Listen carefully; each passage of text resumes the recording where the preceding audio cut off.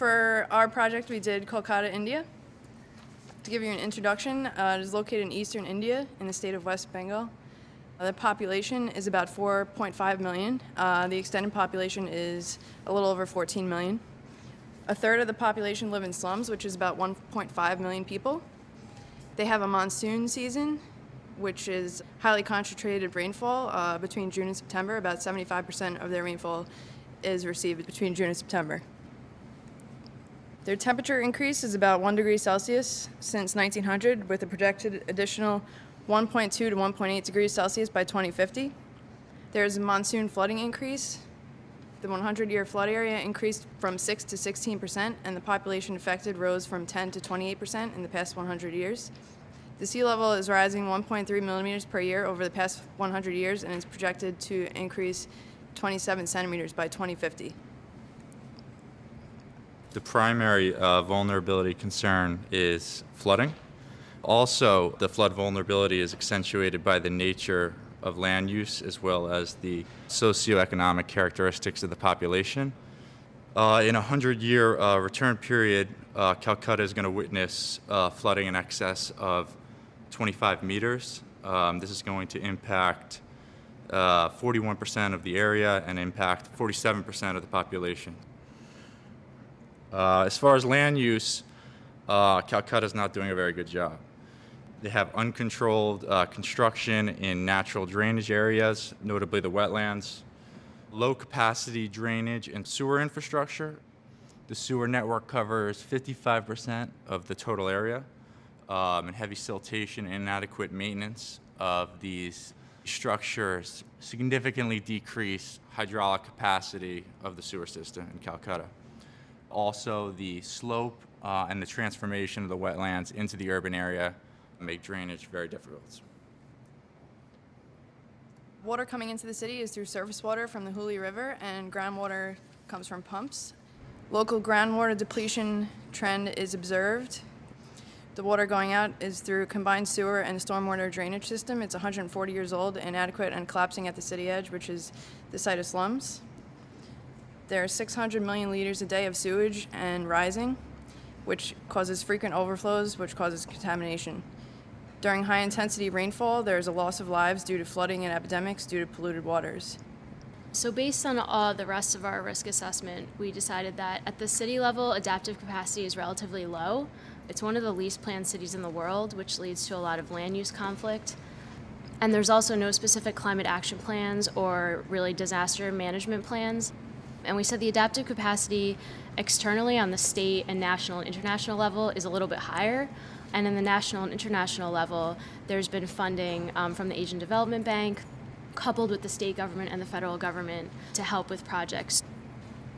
In terms of willingness to act, the state and the city are actively trying to decrease urban poverty and improve the quality of life.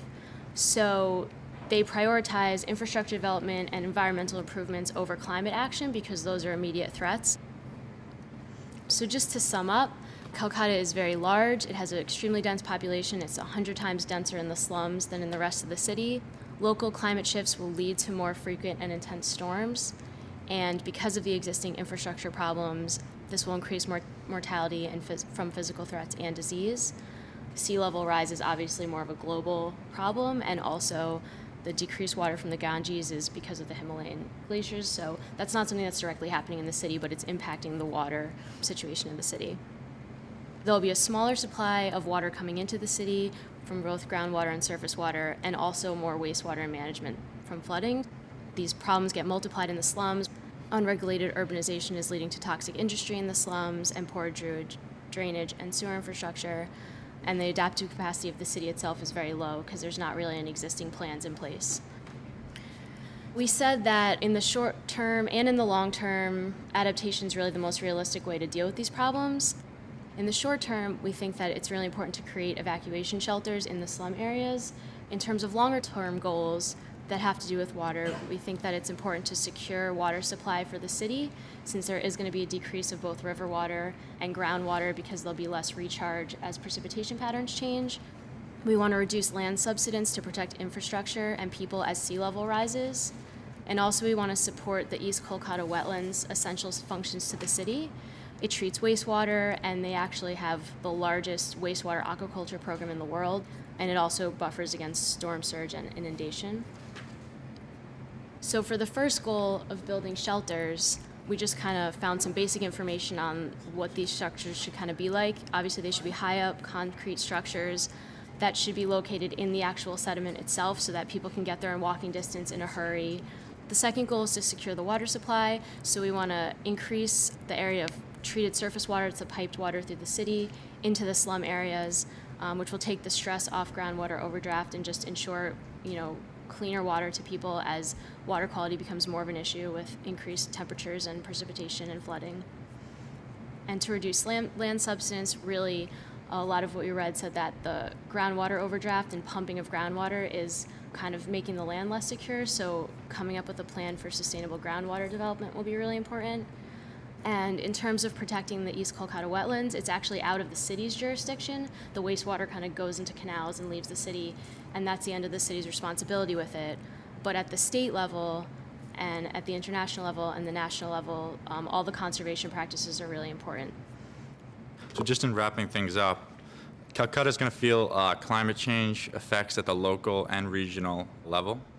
Unregulated and illegal land use, particularly in the slums and wetlands, are increasing overall infrastructural problems.